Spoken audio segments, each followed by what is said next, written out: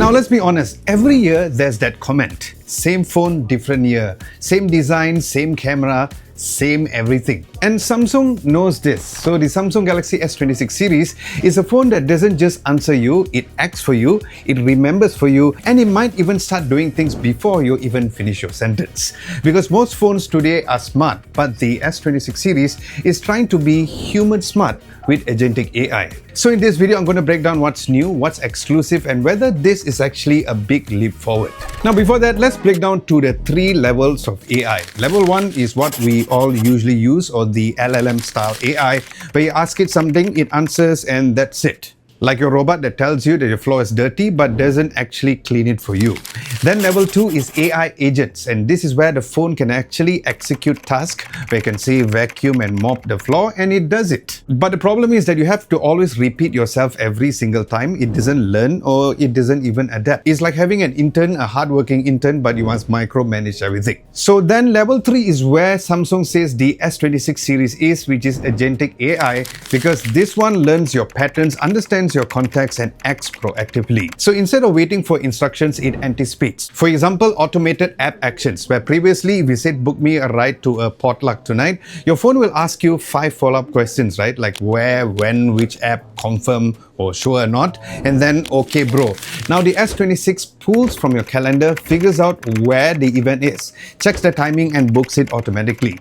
So that is less typing, less explaining, and more done. So that is a new idea for the new S26 series. So let's talk about what's new from a software perspective. Now don't worry, there are some hardware improvements too, which I'll talk about soon, but let's continue this software topic and talk about what's new. First, circle search is at now version 3.0. Now as the name suggests, previously you had to circle something on the screen, right? Now you just have to press and hold the side button and ask what building is that, break down her outfit, and what food is that. Then we move into personal suggestions, and this is where it gets slightly creepy but smart. Let's say you suggest a restaurant for dinner. The old AI will ask you hundreds of questions, right? But the new S26 looks at what you have been searching recently. So maybe you search for the best roti chana in PJ, or maybe you were looking for a pet-friendly cafe, or maybe you have a meetup later. Then it actually gives you a suggestions that actually matches with your life, not a generic answer, a very contextual one, and that is really powerful.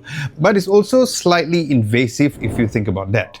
Next is semantic search. Now this is something that needs a long-term context, so I didn't get to test this out yet, where you can ask something like where is my next pickleball game, or what time was my booking again. So it will search your calendar, your messages confirmation, or even your notification. So it searches meaning, not just keywords. Then there's this Samsung exclusive feature called Now Nudge. Now, for example, if you're texting someone and they say lunch next week and then you say Tuesday, the phone will check the calendar in the background and suggest that I'm free on Wednesday at lunchtime instead. Now, even though you said that you wanted it to be on Tuesday, it will proactively help you to avoid any double booking because it does searches your calendar. Now, this feature seems like it's a very small feature, but it's a kind of thing that saves you from real embarrassment. Then another interesting one is called the instant call recap, which I also didn't get to test out yet, where if someone calls you, your phone can actually show you what your last conversation was all about, so you don't answer things like what were we talking about again?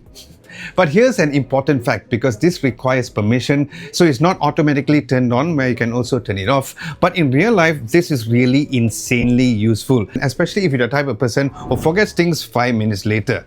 Then there is the Creative Studio. For example, if you take a picture of an eaten cake, you can actually get a full cake, or do other typical edits like removing or adding subject, all done using your voice instead of going through every single step. Next, let's talk about Bixby. Yes, Bixby, the forgotten sibling in the AI family.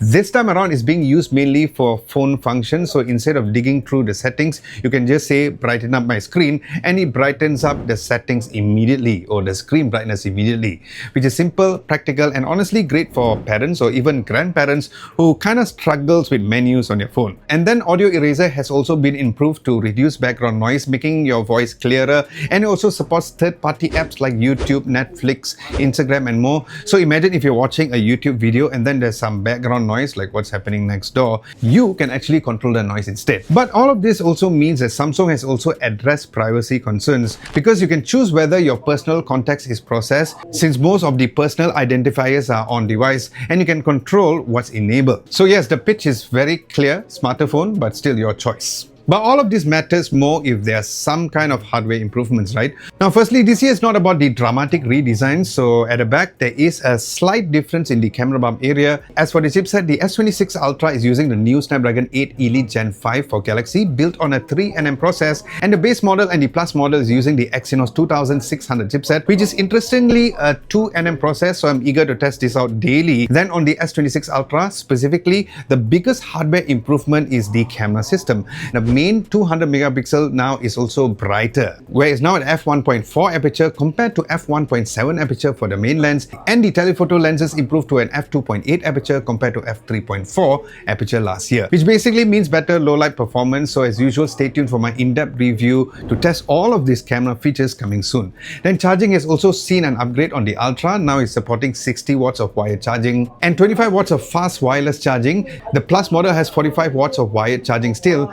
The base model still has 25 watts of wired charging. Then as for the fast wireless charging, the base model is just 15 watts and the Plus model has 20 watts. Now speaking of the Galaxy S26 Plus, the biggest improvement here is the display, because it now gets a QHD Plus resolution panel, bringing it closer to the Ultra when it comes to the sharpness. Then as for the base S26, the battery increases to 4300 milliamps, up from 4000 milliamps. It also starts at 256 gigabytes of storage, which removes the lower storage entry and makes the base model feel more future-proof right out of the box. Then there's also the privacy display feature, a hardware feature only available for the Ultra, where it blocks side viewing angle so other people beside you can't see your screen clearly. Now you can toggle this to turn on and off in the control center menu accordingly, which was very unique and helpful. And you can also tune it based on which exact apps that you want it to be. So hardware-wise, this isn't a radical redesign year, it's a proper refinement, and that's the real hardware story this year. So after this first look and my first impressions, here's my honest take. Now, Samsung isn't trying to convince you that the S26 is different because of the specs. They're trying to tell you that it is different because of its intelligence.